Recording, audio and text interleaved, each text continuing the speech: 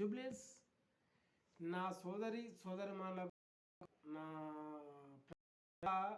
Vote ఉన్న అభ్యర్థికి నా రాష్ట్ర ఆటో యూనియన్ రాష్ట్ర సమైక్య ఆటో యూనియన్ అధ్యక్షుడు మీ రమేష్ మీ అందరికీ నా యొక్క నమస్కారాలు. ఈరోజు రేవంత్ రెడ్డి గారు మాట్లాడుతున్నారు, కంపల్సరీ మైనార్టీలకు కూడా లాస్ట్కు మేము కాంగ్రెస్ ప్రభుత్వం లేకపోతే ముస్లింలు లేరు, ఎలాంటి స్వేచ్ఛ ఉండదని మాట్లాడుతున్నారు. ఆ స్వేచ్ఛ అనేది ఎప్పుడో మీరు రాజకీయ నాయకులు ఎప్పుడో అగ్రవర్ణాలు లాక్కున్నారు. దాంట్లో ప్రశ్నించే వ్యక్తిగా కేఆర్ గారు బరాబర్ మాట్లాడుతున్నారు, బరాబర్ చెప్తున్నారు. 25 నుంచి 28 దాకా కొంచెం చూసుకోండి, చదువుకోండి, దాన్ని కొంచెం అందుకనే 7వ క్లాస్ నుంచి 8వ క్లాస్ దాకా కొంచెము రాజ్యంలోని ఉన్న కొన్ని విషయాలు అందులో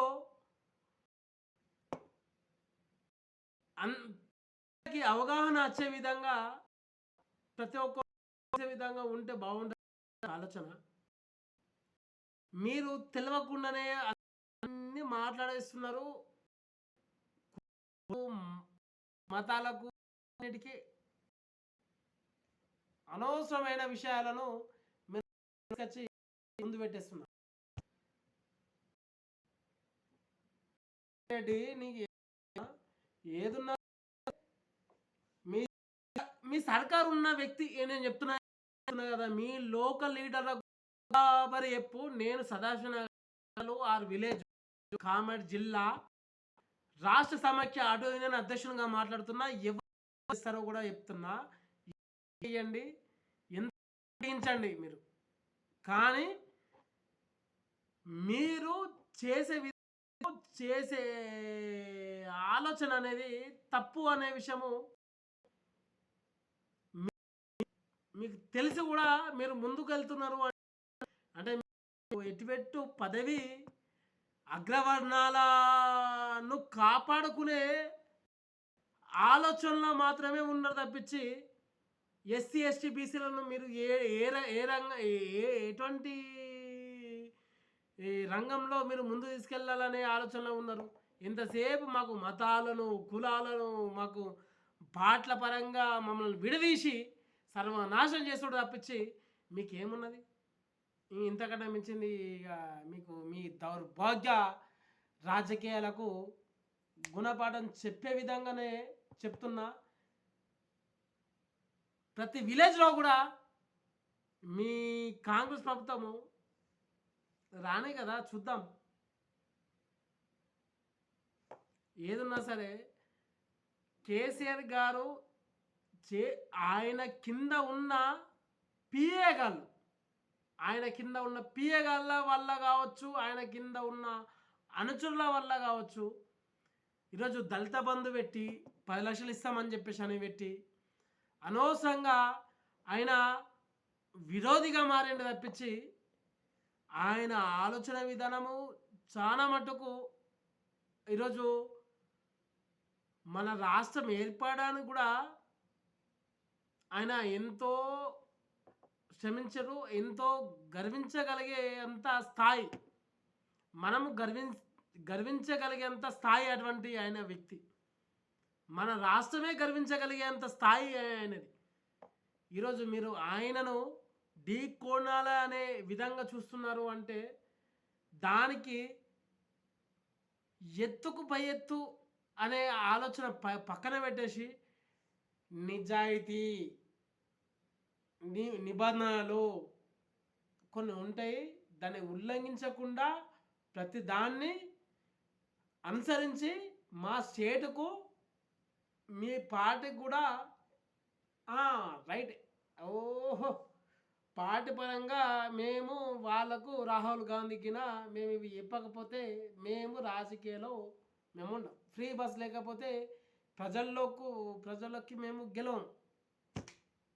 అమ్మలక్కలు కొంతమంది ఒక అస్సలు కావచ్చు ఒక 5%, 95% అందరికీ ఉన్న విషయాలు అన్ని విషయాలు తెలిసే ఒక 5% మీ వ్యక్తులు వచ్చి మాట్లాడుతున్నాగా ముంగటకి వచ్చి మాట్లాడుతున్నాగానే కాదు. 95% ఎవరు కూడా అవసరమే లేదు ఫ్రీ బస్ అనేది. అనవసరంగా ఉన్న ఆటో వాళ్ళ బతుకుల మీద మన్ను పోసి ఆ ఆటో వాళ్ళ జీవితాల మీద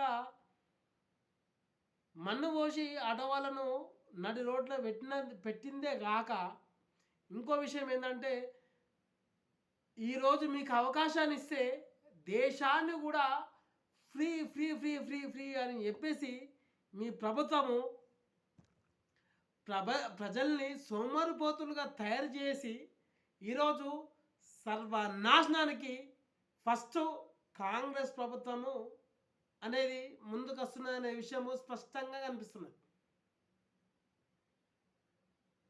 ప్రతి ఎమ్మెల్యే విలేజ్లలో 35 ఎకరాలు, 40 ఎకరాలు, 50 ఎకరాలు నా నగర్లో, నా సదాశివ నగర్లో రవీందర్ రెడ్డి గారు ఎన్ని ఎకరాలు ఆక్రమించారు మీకు తెలుసా? తెలియదు. మీకు అవసరం లేదు ఇటువంటి విషయాలు. మీరు ఎందుకంటే వాళ్ళ నుంచి మీరు ఎంతో అంతో తీసుకుంటారు. మీకు ఏదైనా ఉండదు కదా, ఏదో బ్యాంకులు ఉంటాయి కదా, మన చరిత్రలో మిగిలిపోయేలాగా ఉండాలి తప్పించి చరిత్రలో మిగిలిపోయేలా ఉండాలి కానీ చరిత్రలో నేను నా అంత గలీజ్గా లేడు అనే విధంగా ఉండద్దు అని నా యొక్క ఆలోచన. రేవంత్ రెడ్డి గారు అగ్రవర్ణాల కోసమే మీరు ఆలోచిస్తే బహుజనులు మేలుకోరు అని చెప్పేసి అనే విధంగా అని మీరు అనుకుంటే మేము పాటల పరంగా విడదీస్తాము, మతాల పరంగా విడదీస్తాము. మైనార్టీలు వీళ్ళు బీసీలు, వీళ్ళు ఎస్సీలు, వీళ్ళు ఎస్టీలు, వీళ్ళు అనే రకంగా తీసిరనుకో మీ అంత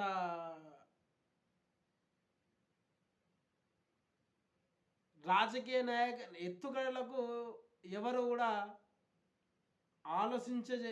లేనంత మీరు అనుకోవడం అనేది మీ నికృష్ట ఆలోచన తప్పించి ఇంకోటి ఏం లేదు. ప్రజలకు అందరికీ జ్ఞానం ఉంది, ప్రతి ఒక్కరికి అజ్ఞానం అనేది ఉన్నదని మీరు అనుకోవడము తప్పని నేను అంటున్నా. ఇంకా మాట్లాడితే చాలా ఉన్నాయి మీ మీద విమర్శలు చేయడానికి. ఏది అవసరం లేదు. చిన్న లాజిక్ చెప్తున్నా, మీరు మీ అగ్రవర్ణాలను మాత్రమే బాగు చేసుకోవడానికి మాత్రమే నువ్వు ముందుకు వస్తున్నావు గంతే. కేటీఆర్ గారికి నేను మద్దతు ఎందుకు ఇస్తున్నా అంటే కంపల్సరీ జూబ్లీహిల్స్లో వాళ్ళు బీఆర్ఎస్ ఎందుకు ప్రభుత్వం రావాలంటే అగ్రవర్ణాలు అగ్రవర్ణాలు కాదు అందరూ సమానులే అనే ఒక ఆలోచన విధానంతో కేటీఆర్ గారు మాట్లాడే విధానము ఈరోజు చాలా అంటే ఆయన ఎంతో ఎత్తుకెదిగారు. అంటే ఆయన కేసీఆర్ గారి వారసుడిగా ఎప్పటికీ నిలిచిపోయేలాగా ఆయన మాట్లాడుతున్న విధానం అనేది ఎప్పటికీ నిలిచిపోయేలాగా ఉన్నది. కాబట్టి ఆయనకు మేము మద్దతుగానే ఉంటాం. అంతే తప్పించి మా అగ్రవర్ణాలు బాగుపడాలా అనే విధంగా లేదు. చూసుకోరి ఈరోజు ఎట్లా ఫెయిల్ అవుతుందన్న విషయం తెలిసి కూడా మీరు తీసుకున్న నిర్ణయాలు 42% మిగతా ఎస్సీ ఎస్టీలకు 11% ఎంత అవుతున్నది?